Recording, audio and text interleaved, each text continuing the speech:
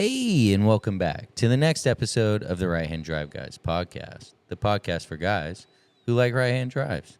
I'm Bobby. This is Aaron. Yo. And welcome back. And today is episode 130.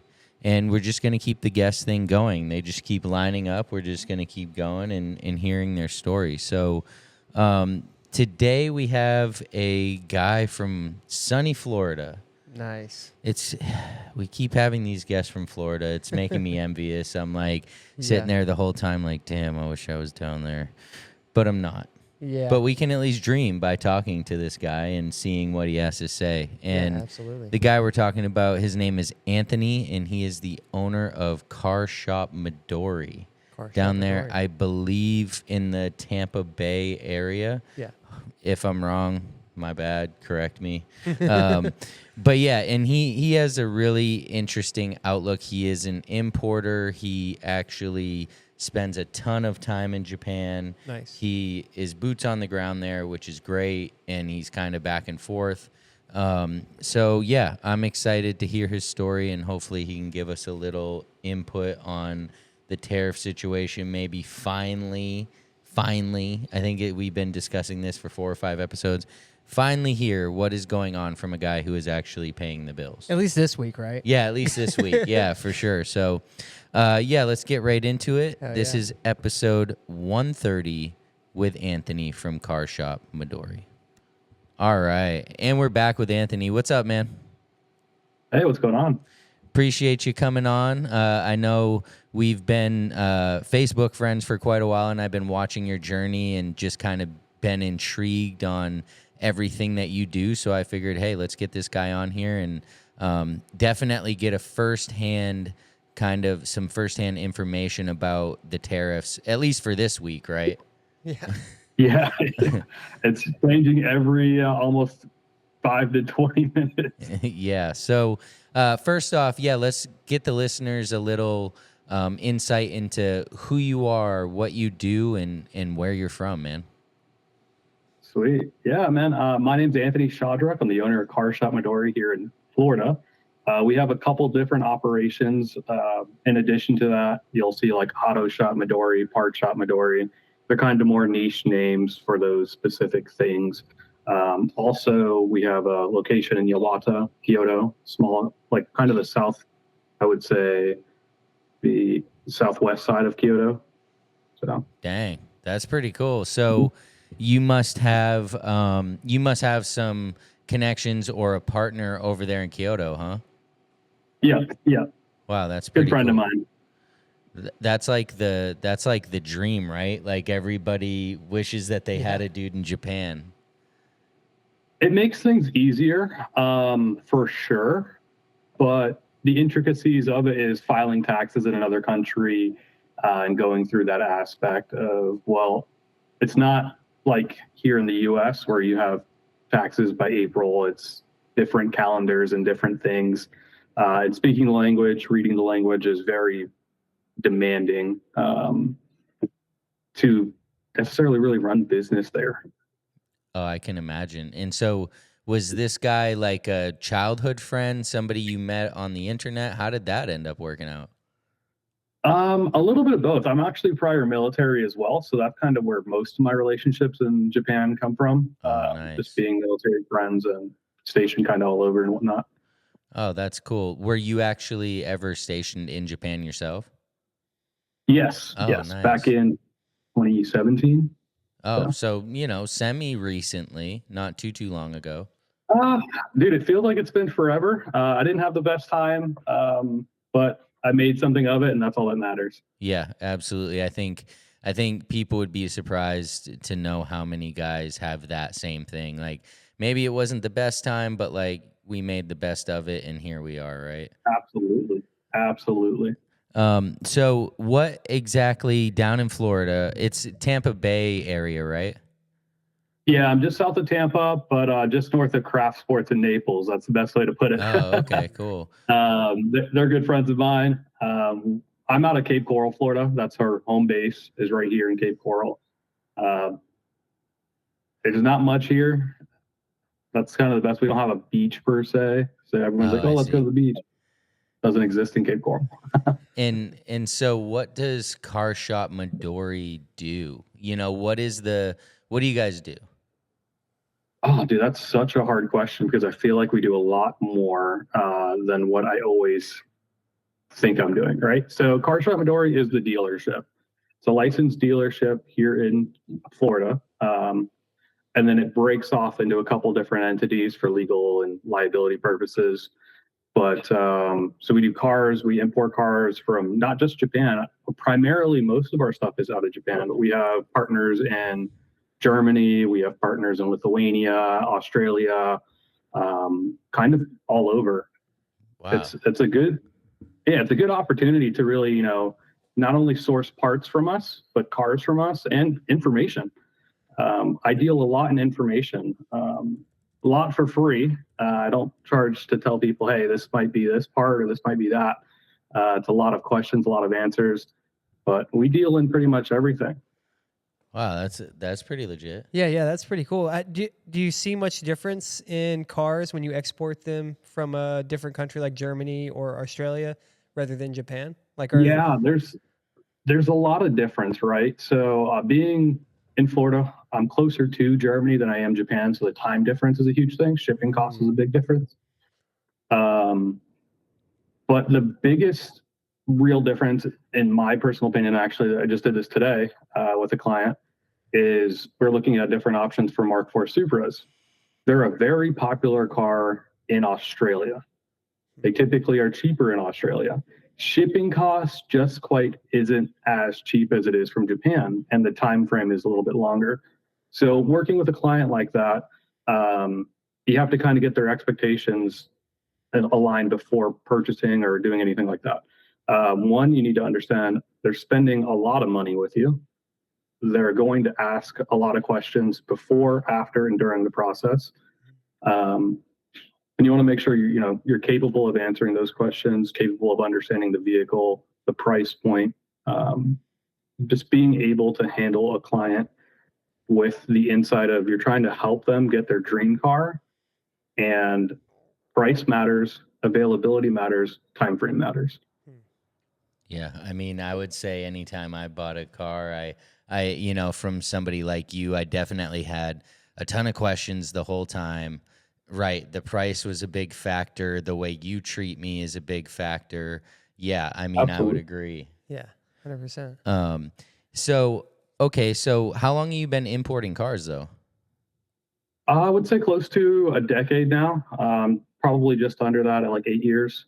Wow, that's pretty long because Yeah. a lot of these guys, COVID came around and obviously the spike in prices, and a lot of these guys jumped in it then. It's cool to hear that, a guy like you has been able to make it work for over 8 years, long before all of that demand came along.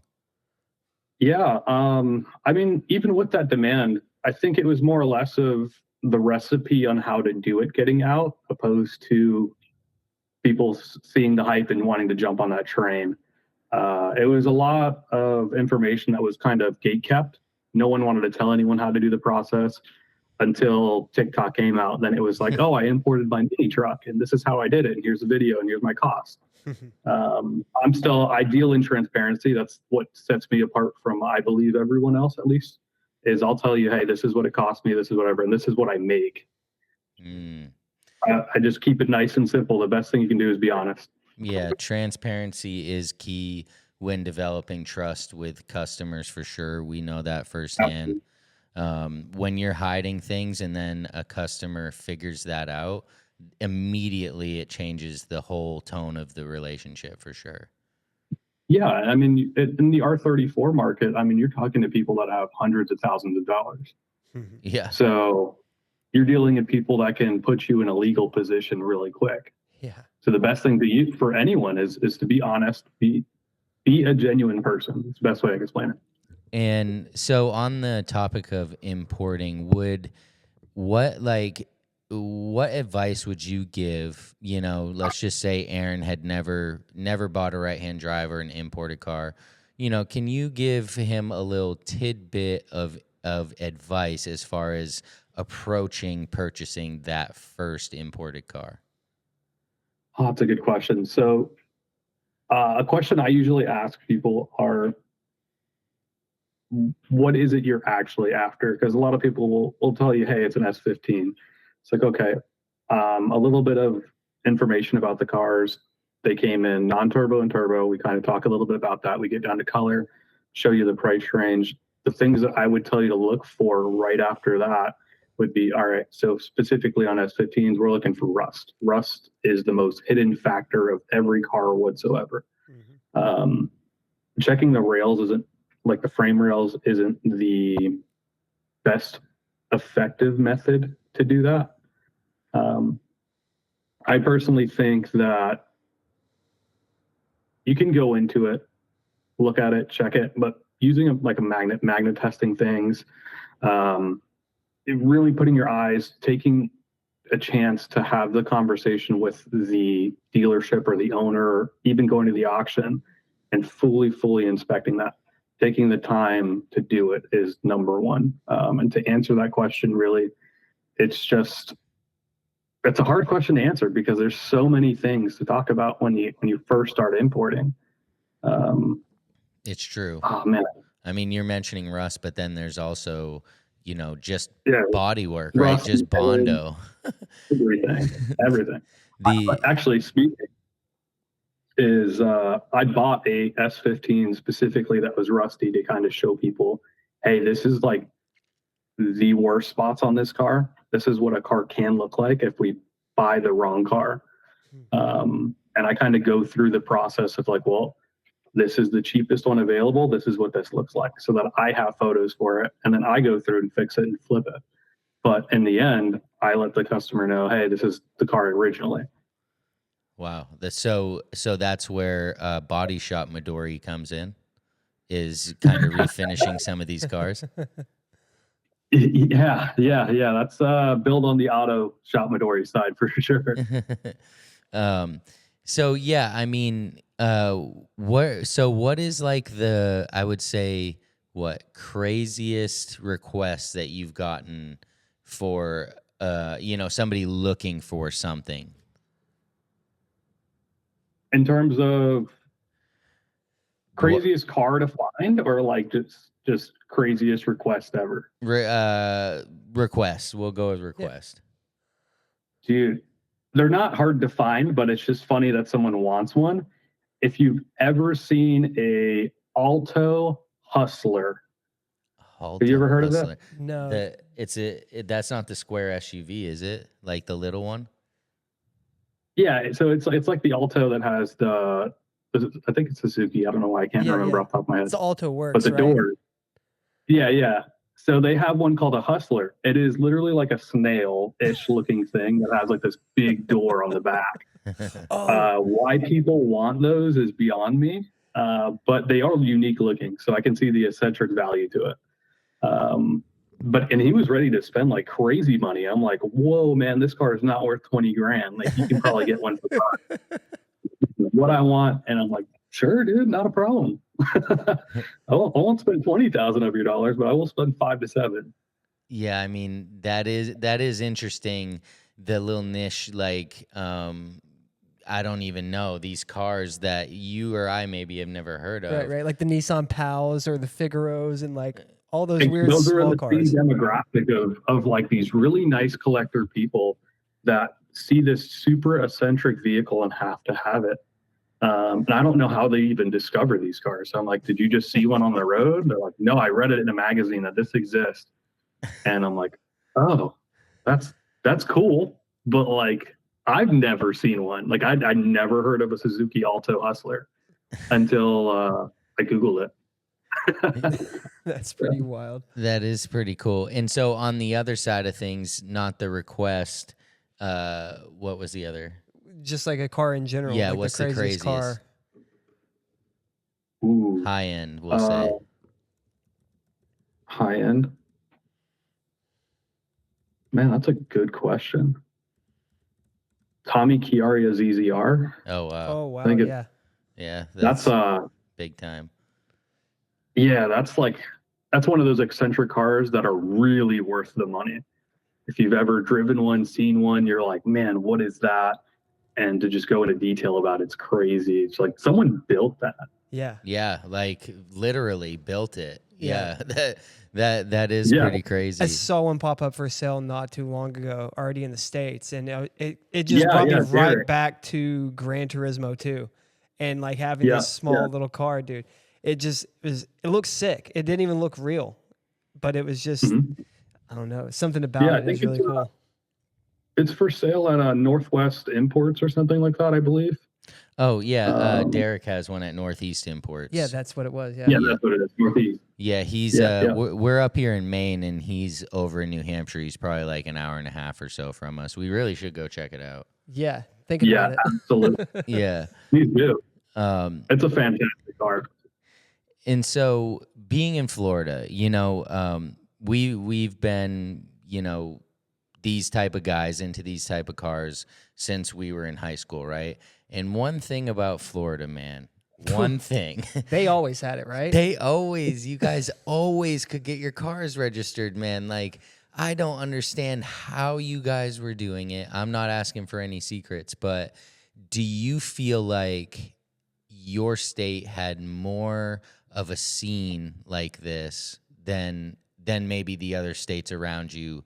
Because I don't know whose aunt was over there in the DMV just stroking these titles, but there was somebody for sure. Yeah, man. So that's always a scary topic to talk about, because the truth is, yes, the running joke here is you could register a horse and drive it on the road. Realistically, that's the running joke in Florida. But the reality is someone did it. Someone did it for a while, and it worked out for a couple people. It didn't work out for like 155 of them that are now blacklisted. Yeah, that sucks. That's the unfortunate side of it, is you run the risk. A lot of these guys bought these cars with that understanding that one day it could happen to them. Fortunately, they were able to keep their cars and just lost the ability to drive it on the road. That doesn't normally stop people in Florida, though, because Florida people are a completely different monster than anyone else. They really are. And that's a hill I will die on. Yeah, in more ways than one. Florida people are for sure a different breed, and yeah, no, I agree. I mean, I always remember back in the day some of the hottest cars were coming out of Florida with a legit title under the 10-digit VIN. Yep. Whereas maybe something up here was VIN swapped or something like that, you know. So, yeah, I mean, I'm sure it made like a really cool situation for quite a while, seeing these cars out there in the wild. Yeah, it's good to see them back though, because we're in that age of R34s and S15s. So now everyone's getting them, which is awesome, because it feels like a nostalgic time frame for me, at least. Going to some of these meets and seeing R34s early on and going, wow, dude, the first time I saw one of these was in 2006 at this car meet, or 2012 at this car meet, etc. And now it's like, wow, dude, I look back on those times and I'm like, dude, it's so awesome to see these cars. Like the Bayside Blue V specs that are hanging around, down to like your base model S15s. Like, people had them. There's a couple Evo 9 wagons that roll around here that I'm like, man, dude. And they've had them for years, man. I'm just like, wild. That's so cool. That is cool. And so that leads me to like the next question is, you know, how does the scene, so to speak, today kind of compare to that scene back in the day? Would you say it's still like alive and well, or it's fallen off a little bit down there? I think the scene here in terms of car shows in general is a little saturated, but that can be said about the import market as well. I think the biggest difference here is I talk about this actually a lot, is in Florida, there are no seasons. So you can have car shows year round. Yeah. So it almost feels like the saturation is spread out, but there's still events every weekend. There's cars and coffees at every major city. There's like the local car meets, and then there's some of your like sanctioned meets, like Winterfest or I love driving. IDLS is what they call it. I forgot the last part of that. The only sad part here is, because of the popularity over the years and years, is they kind of just stack on top of each other with no question that, hey, when are you throwing this car meet? Because back in the days, it used to be like, oh, we'll hop on a forum like Fort Myers Racing, and you'll see where the car meet's at and people in the forums. So it's a little bit different in that aspect. There's a lot of car shows back to back to back to back, where it was before like 1 or 2 car shows, massive volume. Now it's a bunch of car shows, small volumes at each one instead of one massive one. I could see that for sure. Yeah. But man, hey, I'll tell you, that sounds really awesome to us. Because up here in Maine, down here? yeah, not for car stuff. I was born in Miami and lived down there for a while, but I haven't been able to participate in any car stuff. But man, up here in Maine, there's 1 Cars and Coffee a month, and that's it. That's literally all we got. It's packed. It is packed, and you can see everyone, hang out with everyone, and it's crazy. And it's good to see people on that like monthly basis. Yeah, every other week. I mean, I would agree. It's full, and you can see all the cars, and you can talk to everybody, right? And you don't have to hit the next meet, to see this group of guys for sure. So, yeah, I guess it's like a double-edged sword on both ends, right? Yeah. I would like to go back to the older days of like 4 car meets a month, one every weekend, hosted by different people with different locations. Now it's all the same location down here, different days. Yeah. Back to the hot import nights days or the Nopi days. Yeah. Right? Oh, I literally said that earlier this week too. Shout out to Angel.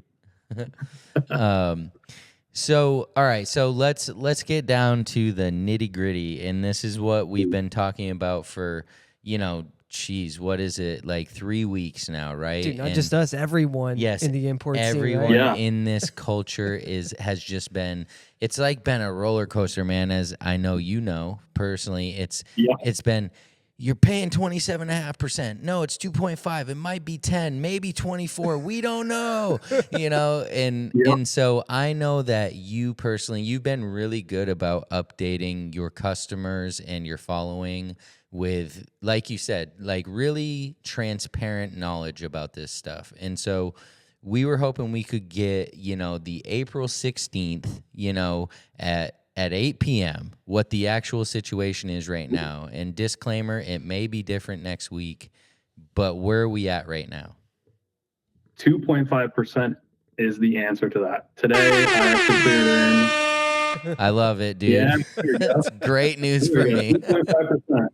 As of 8:34 Eastern time. 2.5%. And so what was the process for you, since, April 1st, when we kind of first thought that this was all a big joke? What's been the process for you to get to this point? So the biggest thing outside of the car dealership is I am a licensed broker. That's actually what got me into the industry, is helping friends bring cars over. And brokering those cars in. And then I was like, wow, they're paying a lot less for these cars than I thought. And that's kind of when I got into the market about eight and a half years ago. Before all that, licensed custom broker. So I legally have to clear these cars, and I do it for profit, obviously. So that's the gist of it. I deal in cars every day, whether I want to or not. Some days I'm dealing with them. Shout out to Labette. Her car just cleared 2.5% today. That's nice. An S15, right? Yeah. Oh, she talked to you about it. Yeah. She had told us about it. That she was getting a little something. Finally, going to be a right-hand drive girl. Yeah. And so that's cool. And so she is right down by you, huh? Yeah, she's just north of me. Oh, that's cool. Yeah, so that's sweet, right? She was probably probably not biting her fingernails, I would assume. But, she was probably pretty nervous, just in the sense of her car's on a boat. It's on its way over. There are all these rumors of these high percentages. That could add $10,000 to her car, right? Yeah, it could drastically change the car price in general over the course of the entire time that you've been buying it. That's where that transparency matters, right? is this is not only a tax / tariff. It opens a hole for people to go, oh, well, they charged you 25%. Mind you, it is 2.5%, and making that extra margin on you without you knowing, because you'll never know as a customer to some people. But the honest truth is it is 2.5% today. And that's exactly what we pass through. You cannot, by law, mark up tariffs to any customer, no matter if you're the broker or the person that brought the car in. So that's where that matters the most, is being able to go, my car's 2.5% based off of what I purchased the car for. It should be this amount. And then people allot for that. These are dream cars. People are spending copious amounts of money on it. They've saved it up for all this time frame to finally get that car. So once these numbers start jumping, it gets very scary, because 2.5% of a $10,000 car is way different than 2.5% of a $100,000 car, or 25% or 17%. It feels like. Huge. It really gets people up in arms, which is why you see all these posts. That's why you see people, whether they're certified or not, to speak on the matter, which is here nor there, will jump in and tell you, hey, it's this amount, or I paid this amount, or I paid this amount. I'm probably one of the only people that actually paid 27.5%. Actually. Yeah, that's what I was going to ask, is during this period of these 2 weeks, did you end up having to pay that full amount? Yeah, so it happened one time, and I think it was just primarily a clerical issue, right? So it was determined that it was going to be 25% plus the 2.5%. What that ended up looking like was paying 27.5% on another S15. Well, this is because the HS codes are different now. So you'll see your 8703.21 or whatever now, and then a following HS code below that on your 7501, which is the declaration entry form. You'll see that now. But at the time frame when I first filed the car, it was in that process of pre-clearing. This is where you send all your documents in. You get all the paperwork to start clearing it at the port just before it arrives, so that it hits the port and it hits the ground running. Well, it's a good thing and a bad thing, right? You get your car quicker. That's the best part of it. But in a situation like what was going on at the time, they are changing those numbers so often that someone was just like, hey, this is the number, just pay it. And if it's anything different, we'll reimburse you. Wow. And I was like, that doesn't sound very awesome, but I'm just going to pay it to get the car. And immediately, like within 16 hours, they called me, apologized. Hey, we charged you this amount. It should be this amount. And now I got the refund for that. Because it's government, you think that it would take forever, but they were really quick with it. And I'm pretty happy with Jacksonville's customs. So yeah, because I had heard they generally don't refund fees, whether it's their mistake or not. So I was concerned for a few. Credit you. Oof. Yeah, I think they made the exception primarily because the honest answer is they weren't trying to screw anyone over. Right. They're just trying to do their jobs, and their job is changing every hour of the day. So they were just like, look, this is the highest rate you can pay. If you can afford to pay it, just pay it, and then we'll work the number out later. That worked in our favor. So yeah, that's best case scenario. We paid it, took care of it, got our money back, and now we're all set.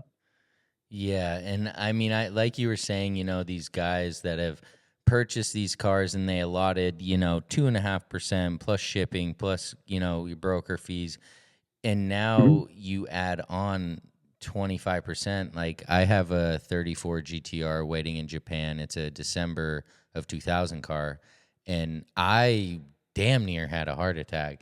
I was freaking out. My mouth would not stop running, dude. I'm thinking I'm about to pay 35 grand on top of this car that, of course we all want that 35 grand for parts. We want to put it into the car, not put it into the government. So, just hearing that it was 2.5% was such a relief, Mm-hmm. I hope it stays that way. Yeah, I mean, and that's only today. So as of right now, 2.5%. Yeah. So crazy tariffs or not, man, what's the future hold for Car Shop Midori? I think we're going to transition more into an exporting role as I kind of figure out the logistics of kind of property taxes and managing the business out of Japan from the US. It's grown fantastically over the years, but the biggest demand is the time, right? I have to be, if I'm in the US on Japanese time, I'm working at night, all night. Yeah. It doesn't leave me much time to do quality work during the day, which is something that I'm worried about more than anything, is delivering a quality product, quality service at an affordable rate all day. I've seen it affect a couple different importers over time, just from being in the industry for so long. Being able to base yourself out of Japan, export to not just the US. You have clients in Australia, Germany, all over the world, Dubai, etc. Being able to position yourself there and gaining the other industries is paramount, I think, for the future of importing, as we kind of dwindle down the rare cars that are coming in. Now that 34s are here, what's the next car? It was the S15. Well, S15s are here now. What's the next car? The JZX 100 or 110. Well, those are kind of legal now, so those are coming in. How long do we have before it's like, all right, well, what other cars are available that we can have that we didn't have here that have such a nostalgic feeling? Because there's no one that's looking at like the 2011 Skyline and is like, yeah, I want that. Right. Yeah, Like, no. Yeah, we're coming to the end of the golden era, so to speak, of those cars. Yeah. So basing yourself out of Japan, whether it's me or someone else or whoever's listening to this that wants to get in the industry, is like kind of where the market's shifting to. It makes things easier. Yeah. I can only imagine. Being ground zero actually there. And, Makes sense. Yeah, and it seems like some of the more well-known or better, however you want to phrase that, some of these guys that are at the top of this, maybe like yourself, they do have those connections in Japan, or have a counterpart in Japan. And I feel like you said, in order to be successful, you kind of do need to have that connection, and not just buying from one of these websites or some random guy. You know what I'm saying? Yeah. It, just like anything else, I mean, you take the risk of buying a car that's potentially bad. If you don't have your eyes on it, it's sight unseen. There's a risk. Yeah. Is the risk worth the reward? 9 times out of 10 it is, but we're getting to the bottom of the barrel of the lower end 89s to like 95s. Those have been exported for 15 plus years prior to even us being able to bring them in at 25 years old. Yep. So the quality of cars on the lower end of the availability is just diminishing.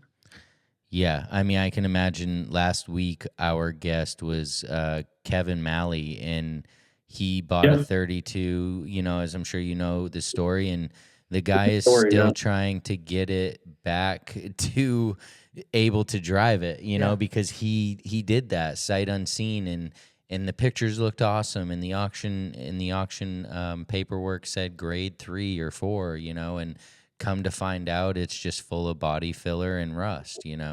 It's part of it. Over the years, I've kind of seen the auction houses slowly not manipulate numbers, but become more lenient with the grading system. 10 years ago, 8 years ago, those were like grade 4, beautiful car. Grade 4 now might have been a grade R at a different auction. One of the houses you have to watch for is Ibaraki. JU Ibaraki is a big one. A lot of the cars that don't sell at like USS Tokyo, whatever, they filter through there next. So you'll see, if you look at some of the auctions and spend some time on it for a little bit of while, you'll kind of see that. Like, oh, this car was just over here at USS Tokyo and it didn't sell for a reserve amount. Now it's coming through that auction house. And that's kind of how it is now, is they kind of just shift them around auction houses until they sell.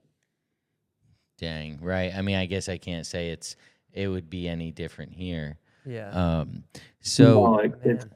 the way that industry works. So do you think some of those cars, like whenever you see the 89 Skylines or the 88 Sylvias pop up, is that almost a red flag now? Even if it does look clean, you're like, well, where was this thing sitting for the last 15 years and not get exported already? Yes and no. So like you have a lot of the Japanese guys know what the US market does now. They know their clientele. Previously they didn't. It's more direct. Like this is where becoming the exporter is the next move from being an importer. Um, they know their market. They know how to get to their market, and you'll see some of the auction sheets now are coming in English. They've never done that historically.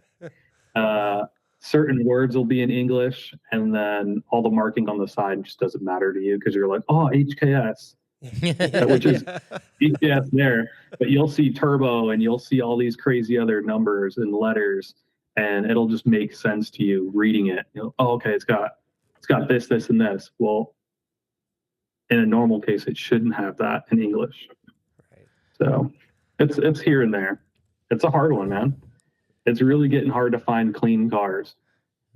yeah, and I'm sure just about everybody would agree with you. And okay, I got one more question because I know you have spent a lot of time in Japan. I was following along on your last trip and I just was like, is he teleporting? How is he doing all of this on this trip? Like, Shinkansen, man, the Shinkansen's so fast. man, I was just like, he is like here, he's there, he's doing this. And so my last question to you, man, is, what is your favorite part about Japan? Culture 100%. Cars are great, food is great, but it will not be a thing without the culture there. I agree That with is that. it. Yeah. Oh yeah. Yeah, I mean, Like it's family is a big thing there too. And providing quality food is number one to them. yeah, and just the respect they have for each other. Every time Yep. it just blows my mind when you're leaving on a train and the worker outside of the train is bowing to see you off, and I'm just like, wow, dude. In other places that guy The would be going two-handed to wave heaven. they do. Yes, the two-handed, two-handed wave? Yeah. Yeah, I would agree with you, man. I mean, it's a very special place, and although it does break my heart to see some of the changes happening due to tourism, it's like they do need to do what they have to do to protect that culture that you speak of. Absolutely. It's a culture of safety. It's a culture of everyone looks out for everyone. It's a culture of people that come together for a common cause or just to support other people. That's something that's not taught. How's the best way to explain this without upsetting people? That's something that's not taught by everyone. It's taught individually over time. That's the Right. best way to explain it. Every individual there is taught something, and everyone joins in to help. Kids being on the trains is a huge thing.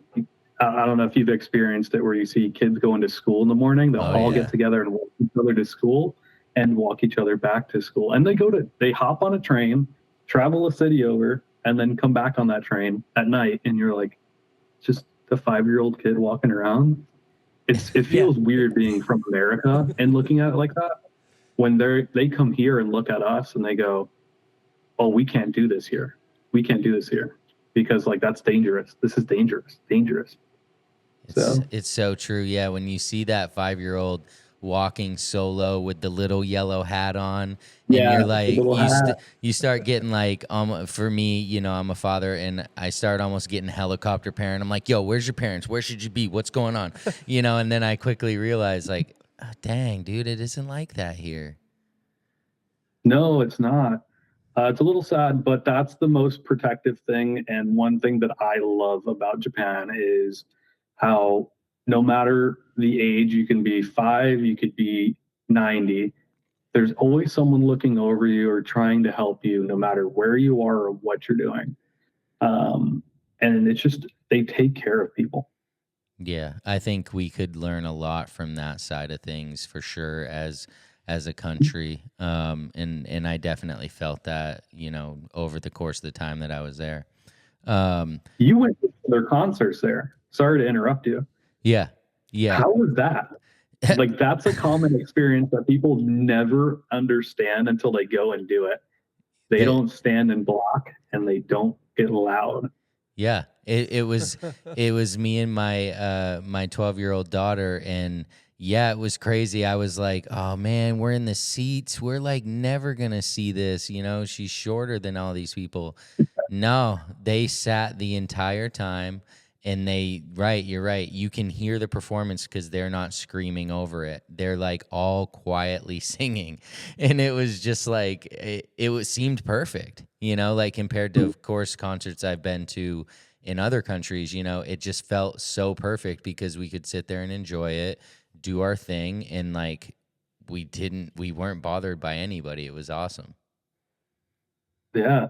So next thing you have to do, if you haven't done it already, and this is a personal favorite of mine, is go watch baseball at Tokyo Dome. Oh, that sounds cool. I'd love to see the Bay Stars over there. Bro, it's completely different than a concert experience. You'll see the rowdiest of the Japanese that you'll ever see. Oh, wow. And for good reason. Yeah, it's a absolutely beloved sport there. So the passion really comes out once they start drinking a few. Oh, dude, I don't even know if you know this, but you know, in the U.S., we have to go to the concession stand, grab a beer, then walk back to your seat. Mm-hmm. In Japan, it's not like that. They come around with like a little backpack and like pour it in a cup at the same time and hand it to you. Yeah, no, That's it's the most efficient. thing. Yeah, That's efficient. It's so efficient. That's all you could say about Japan is it's peak efficiency.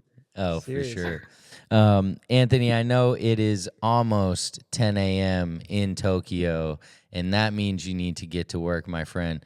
So before we let you go, though, can you let the listeners know where they can find you and Car Shop Midori on the internet? Yeah, I'm pretty large on Facebook more than any platform. Me directly, I am Anthony Midori-san on Facebook, and our Facebook page for Car Shop Midori is at Car Shop Midori on Facebook. Outside of that, it's pretty much just at Car Shop Midori for every other social media platform. Man, that's awesome. And if you need somebody who is going to be straight up and transparent with you, Anthony is your guy, for sure. And dude, we definitely appreciate you doing this. Hopefully we can catch up down there in Florida or over in Japan sometime. We'd love that, man. Dude, I'd be happy to. Are you going to TAS next year? That's the hope, man. We've been the past 2 years, and we're hoping to continue to make it over for that event. It's definitely well worth it. It's a bit of a drive for me. I'll be there. But if you can make it to Osaka Auto Mess, I'll take care of you 100%. Oh, yeah. That's one I've wanted to go to because it's like the following weekend, right? No, it's about 3 weeks after. Usually the first week of February. It is more local. I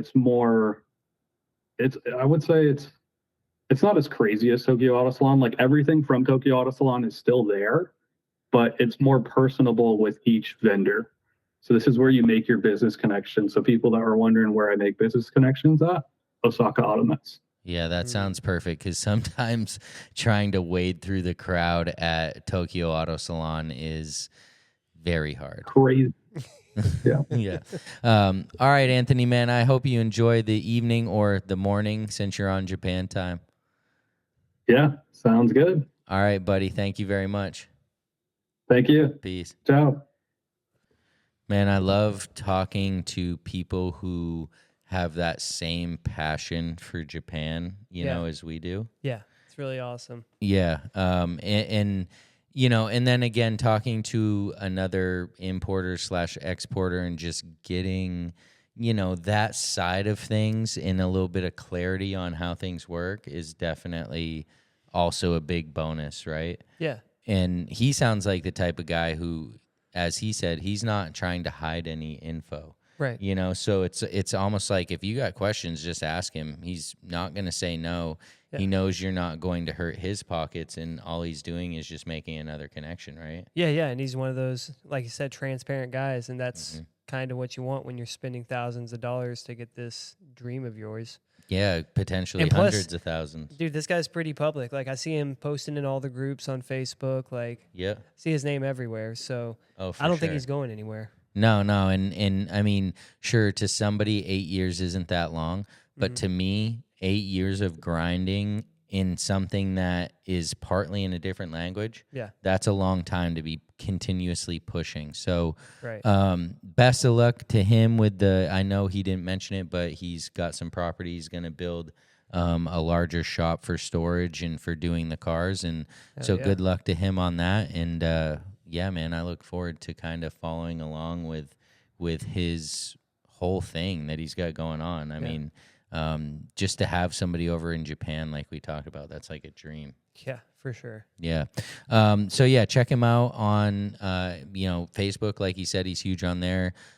Find him on Instagram, whatever it may be. You can always find us at RHDGUIS for episode 130 with Anthony from Car Shop Midori. I'm Bobby. This is Aaron. See ya. Peace.